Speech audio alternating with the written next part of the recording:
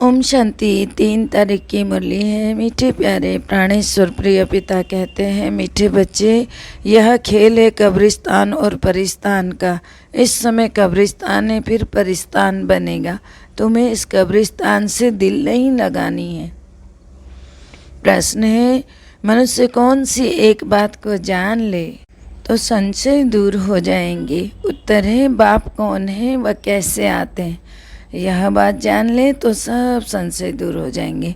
जब तक बाप को नहीं जाना है ना, तब तक संशय मिट नहीं सकते हैं। निश्चय बुद्धि बनने से विजय माला में आ जाएंगे, लेकिन एक एक बात में सेकंड में पूरा निश्चय होना चाहिए। गीत है, छोड़ भी दे आकाश सिंहासन, अब तो आजा धरती पर। ओम शांति, ओम शांति। बाप बेट बच्चों को समझाते, यह बेहद का रूहानी बाप। आत्माएं सभी रूप तो जरूर बदलती हैं। आत्माएं सभी रूप तो जरूर बदलती हैं। निराकार से साकार में आते हैं पाठ बजाने कर्म क्षेत्र पर। बच्चे कहते, बाबा आप भी हमारे माफिक रूप बदलो। तो जरूर साकार रूप धारण करके ही तो ज्ञान देंगे ना। तो साकार में किसके तन पे आते हैं बाबा? ब्रह्मा बाबा के तन पे है ना। तो मनुष्य का ही रूप लेंगे ना बाबा। तो बच्चे भी जानते हैं कि हम निराकार हैं, फिर साकार बनते हैं। बरोबर है, भी ऐसे ही हुआ है निराकारी दुनिया। यह बाप बैठ सुनाते हैं, कहते हैं तुम अपने 84 जन्मों की कहानी को नहीं जानते हो। मैं इनमें प्रवेश करके इनको समझा रहा हूँ, यह तो नहीं जानते हैं ना। कृष्ण तो सतयुग का प्रिंस है, इनको आना पड़ता है पतित दुनिया पतित शरीर में। कृष्ण गोरा था, फिर काला कैसे हुआ, यह कोई नहीं जानते। कहते सर्प ने डसा। वास्तव में तो यह 5 विकारों की बात है।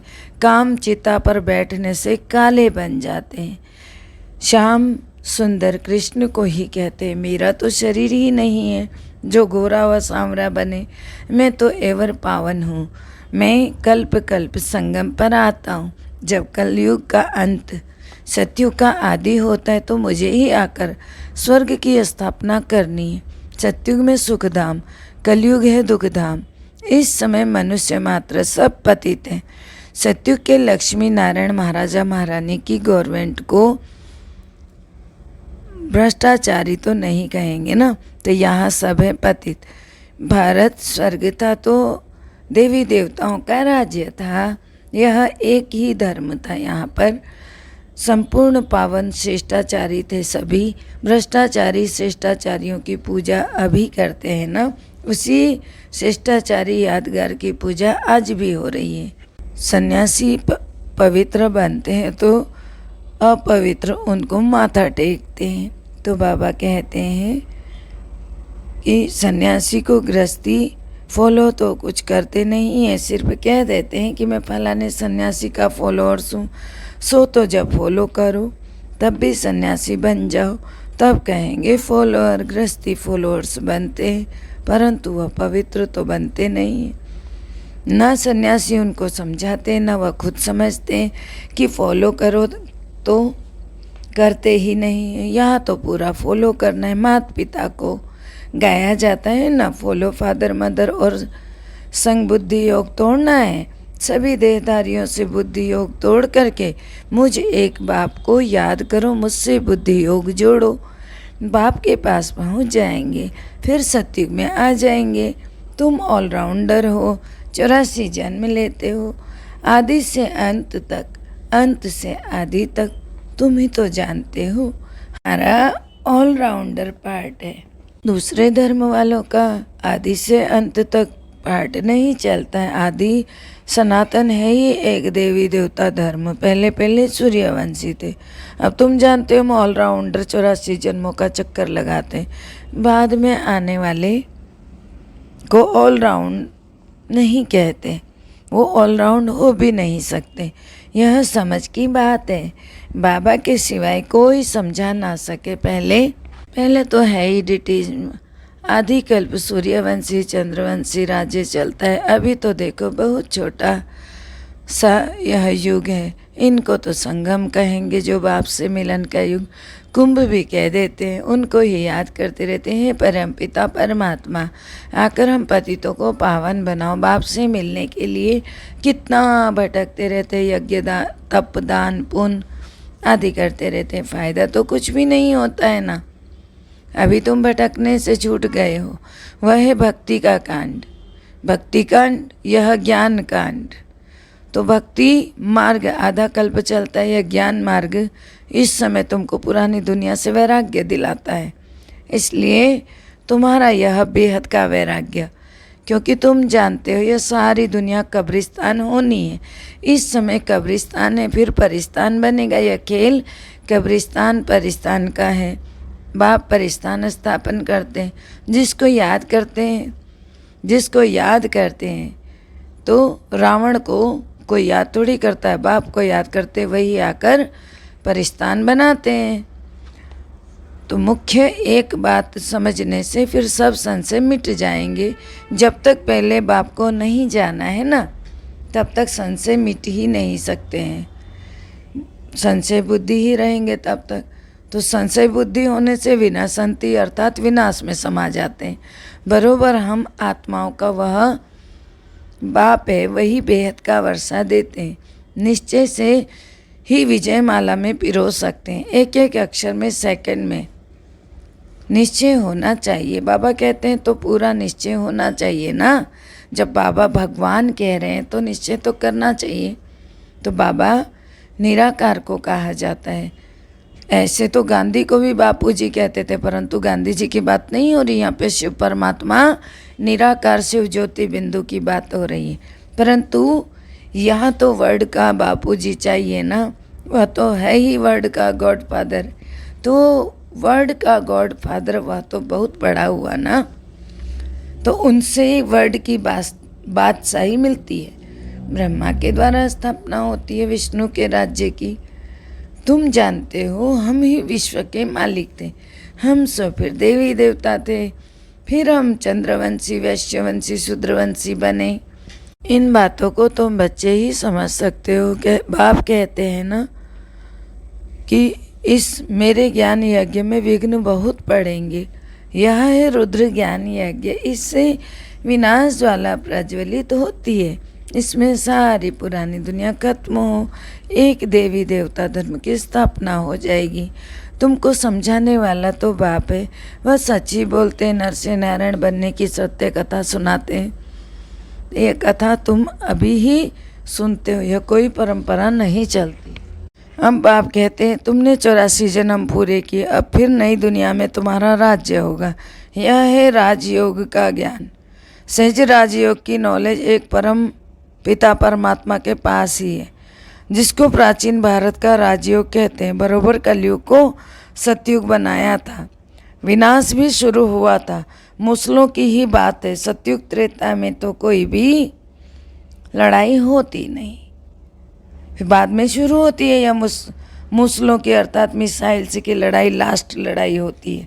आगे तलवार से लड़ते थे, अंत में आकर मिसाइल से छोड़े जाते। पहले तलवार से लड़ाई, फिर बंदूक से बंदूकबाजी, फिर तोप निकलती है, अब बॉम्ब से निकलते हैं। नहीं तो सारी दुनिया का विनाश कैसे हो। फिर उनके साथ नेचुरल क्लेमिटीज भी है, मूसलाधार बरसात भी है, फैमन भी है, भूखमरी। नेचुरल क्लेमिटीज समझो यह होता है, समझो अर्थक्वेक है, फिर उसको कहते हैं नेचुरल क्लेमिटीज। उसमें कोई क्या कर सकते हैं। कोई ने अपना इंश्योरेंस भी किया हो तो भी कौन किसको देगा, सब मर जाएंगे। बाबा ने बोला कोई भी नहीं बचेगा, क्योंकि नेचुरल क्लेमिटीज ऐसी होगी जो कोई बचेगा ही नहीं, किसको कुछ भी नहीं मिलेगा। अभी तुम्हें फिर इंश्योर करना है बाप के पास। बाप के पास देने से बाप सहायता करते हैं, लेकिन कोई कंपनी को देने से कोई सहायता नहीं हो रही है।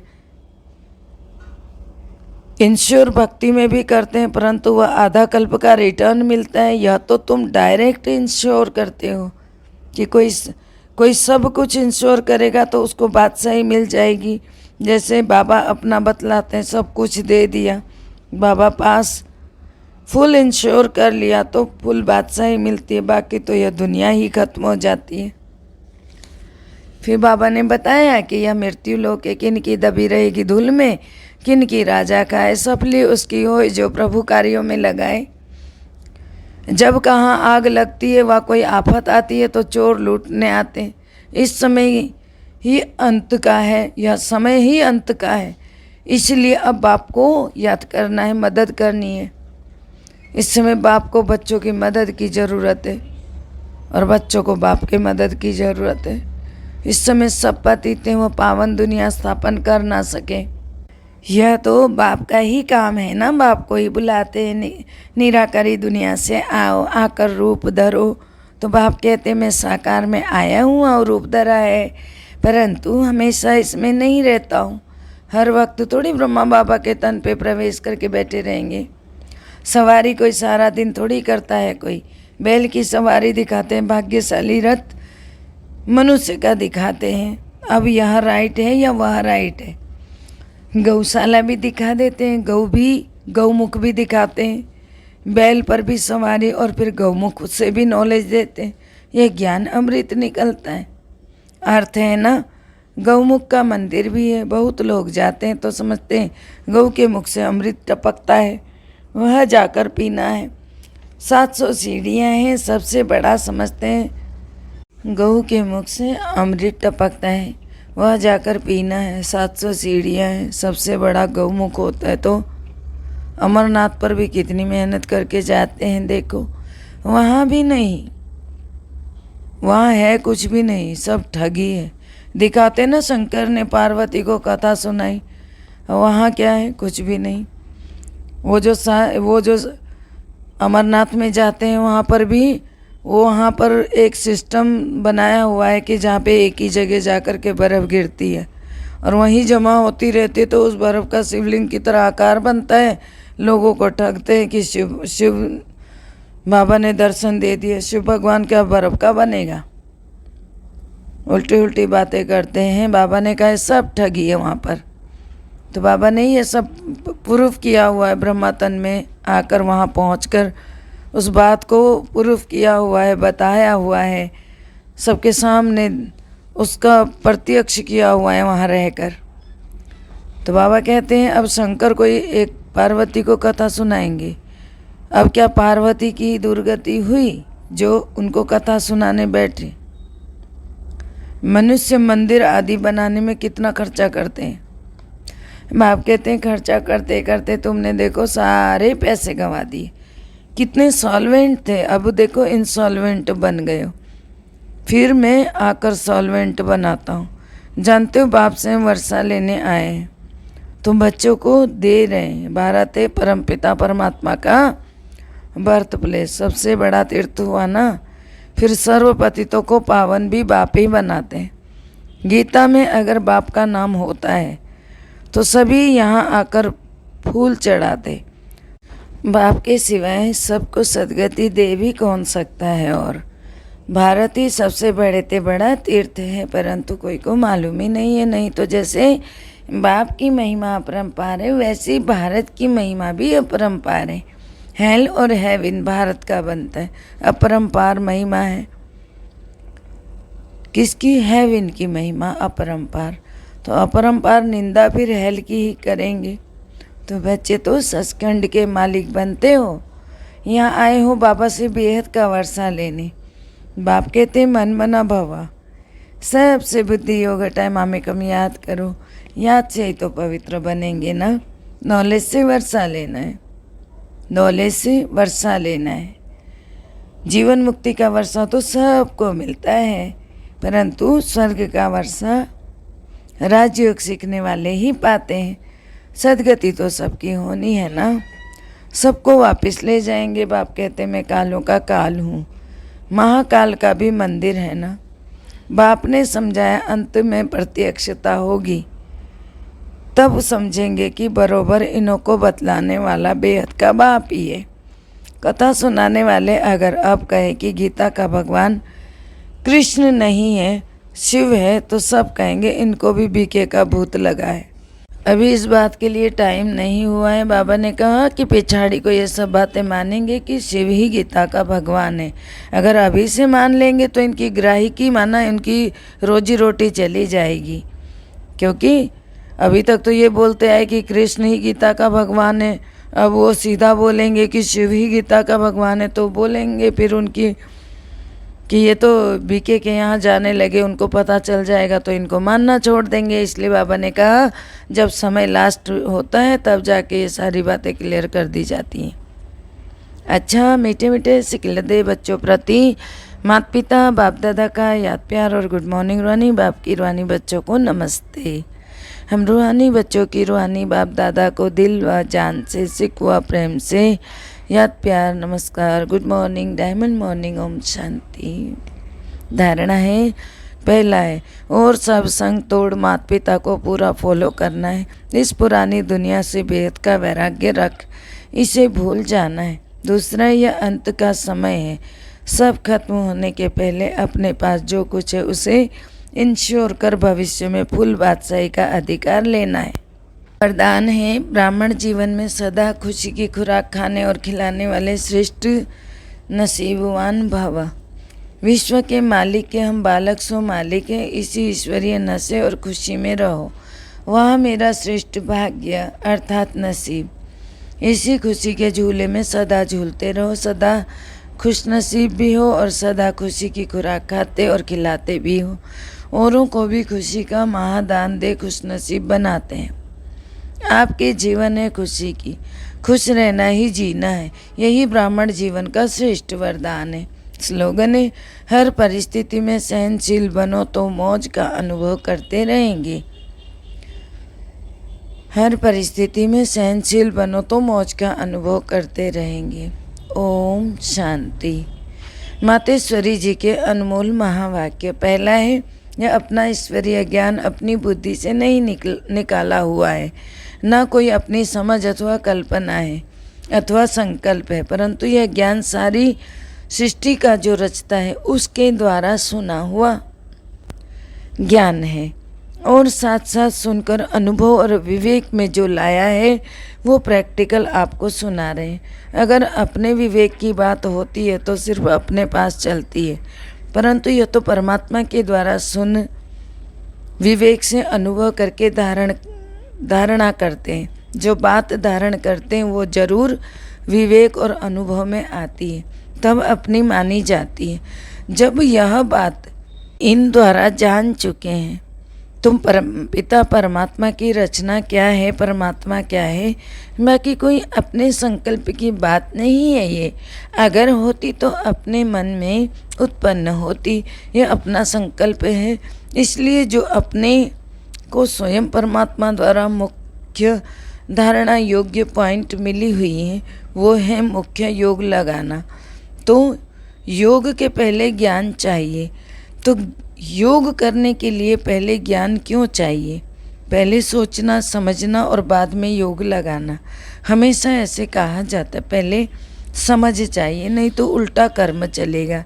इसलिए पहले ज्ञान जरूरी है। ज्ञान एक ऊंची स्टेज है जिसको जानने के लिए बुद्धि चाहिए, क्योंकि ऊंचे से ऊंचा परमात्मा हमको पढ़ाता है। दूसरा, यह ईश्वरीय ज्ञान एक तरफ तोड़ना दूसरी तरफ जोड़ना है। एक परमात्मा के संग जोड़ो, जिस शुद्ध संबंध से हमारे ज्ञान की सीढ़ी आगे बढ़ती है और बढ़ेगी, क्योंकि इसी समय आत्मा कर्म बंधन वश हो गई है। वह आदि में कर्म बंधन से रहित थी, बाद में कर्म बंधन में आई और सब फिर से उनको अपने कर्म बंधनों से छूटना है।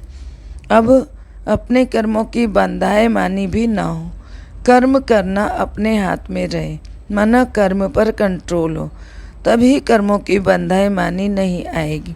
इसको ही जीवन मुक्ति कहते हैं।